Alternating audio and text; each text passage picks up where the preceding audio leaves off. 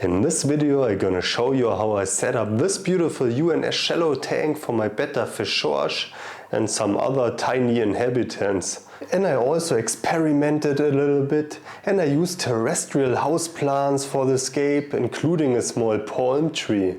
So stay tuned. A few months ago I built my Betta an aquarium with a waterfall. Unfortunately, I apparently damaged the waterfall during a maintenance session and it leaked slightly at one point. I didn't notice this damage immediately, and when I came home the same day in the evening I saw the mess on the floor. The aquarium had lost about 50% of its water. Fortunately, Betta Schorsch was fine, so he temporarily had to move to the floor with the tank without the waterfall and plants. I'm so sorry, Schorsch. I could certainly have repaired the damage, but hey, I saw it as an opportunity to set up a new tank for Schorsch. So this is the new aquarium, an UNS 60S shallow tank. A rimless white glass aquarium with the dimensions of 60 cm by 36 cm by 18 cm. The surface area is much larger than the previous tank. For lighting I will use a Chihiros 60B LED hanging from the ceiling. So let's get rid of this crap and start setting up my first shallow tank. Let's begin with a few preparations. Basically a foam mat is included in the scope of delivery. As this is a separate component and positioning is very annoying, I stick it to the tank with double-sided adhesive tape.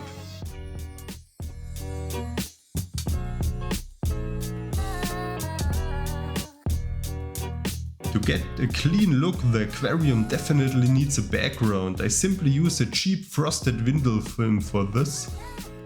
The back of the aquarium is simply moistened with a little soapy water. I then place a cut film on the glass and squeeze out the excess liquid using a tool or credit card. The excess film can then be easily removed with a sharp knife. I use already used aqua soil and mesh bags as a base for the substrate. The bags help to prevent the substrate layers from mixing later. The roots of the plants can simply grow through the mesh bags. The aqua soil is certainly not yet completely depleted and can still be used without any problems. But to make sure that I have enough nutrients for the plants later, I add an additional layer of Aquabasis Plus.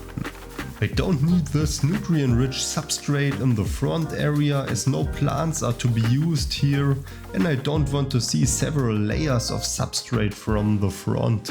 Before I fill in the decorative sand, I first dedicate myself to the hardscape. This Corbo Root is probably the most spectacular component in this scape. I also want to fix a few terrestrial plants here later, so the root should not be completely submerged. To complete the hardscape, I use a few pieces of dark Seyriu stones. These stones can harden the water a little bit. In this case it doesn't matter as the future inhabitants will not care. In addition to that, the hardness can be counteracted by regular water changes.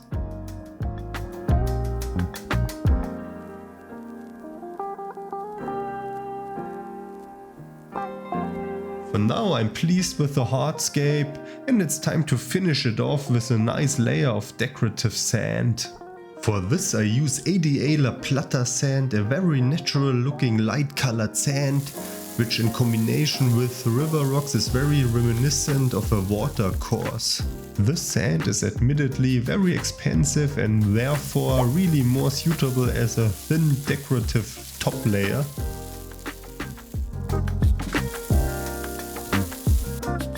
So that's enough of the expensive stuff. Now the sand needs to be flattened a bit.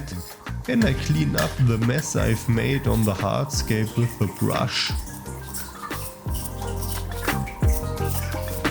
Finally, I use a mixture of pebbles in different sizes and sprinkle a generous amount over the sand in the front part of the aquarium. This makes the bottom area look much more natural and resembles a real river bed.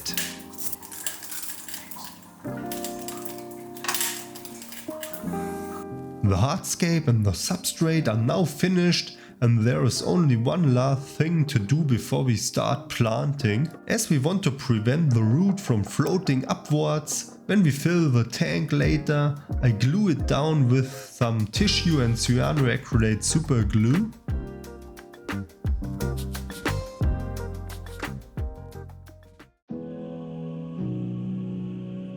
Guys, this is my selection of plants that I will use for the planting this time. And I will start directly with the epiphyte plants. I'm starting to attach some Anubias Nana Petite and Bucephalandras to the hardscape.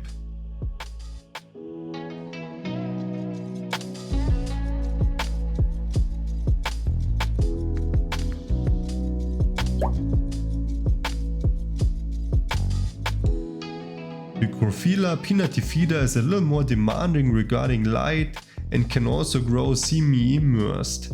This also makes it ideal for planting on the exposed positions on the root.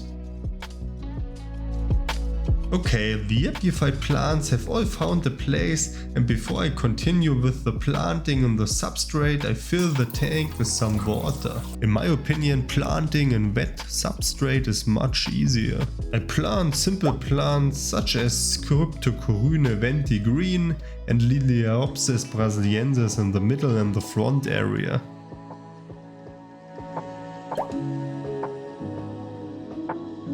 A few pieces of Storogrüne repens and some pearl wheat will round off the overall picture in the foreground.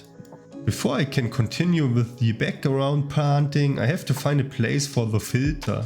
As some of you may already know, I don't like it when you can see a technical equipment in the aquarium later on. That's why the space behind the root is ideal. I will be using a small Aquael PET mini filter. This should be sufficient for the size of the tank and should only provide a minimal flow. Betta fish do not like strong currents and prefer calm waters. So let's hide this unsightly filter. Microphylla corymbosa siamensis is a simple fast-growing stem plant that can grow out of the water and even produce beautiful flowers. A little bit of Hydrocolite leucocephala for a change, and finally a plant that I have never used before, Modiana kaisak. This plant looks like small bamboo and can also grow out of the water. In combination with the Microphylla corymbosa, the background should later resemble a riparian area. Now that all the plants are in the aquarium, I fill the aquarium completely with water.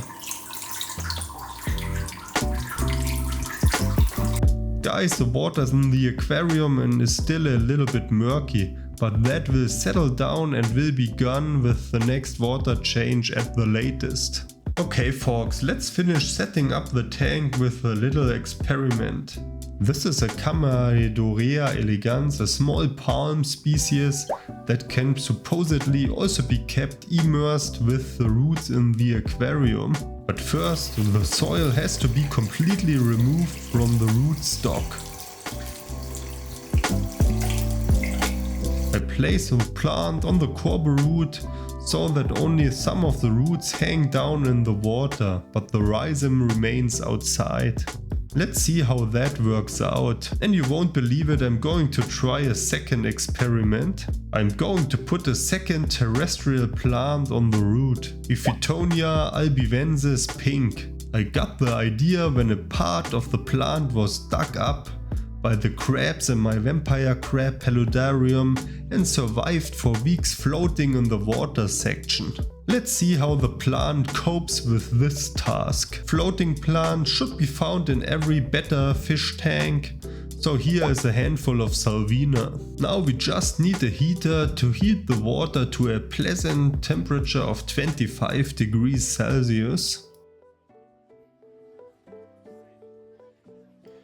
And Schorsch can move into the new tank immediately as the filter used is already cycled. Welcome to your new home, Schorsch. And I will give him a few little tank mates to start with.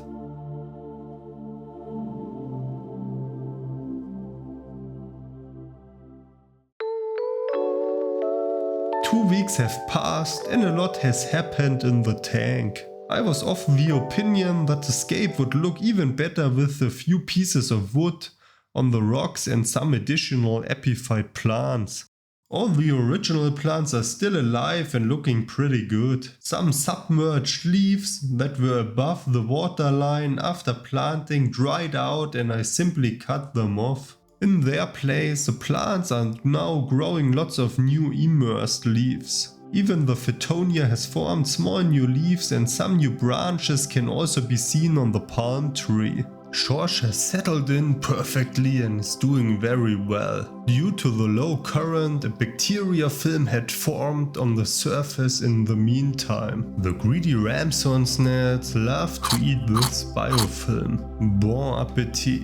Now it's time to put in a few more small creatures. A small group of blue dream shrimps are moving into the aquarium. Now we just have to hope that they don't end up as a snack for Schorsch. So be good, Schorsch.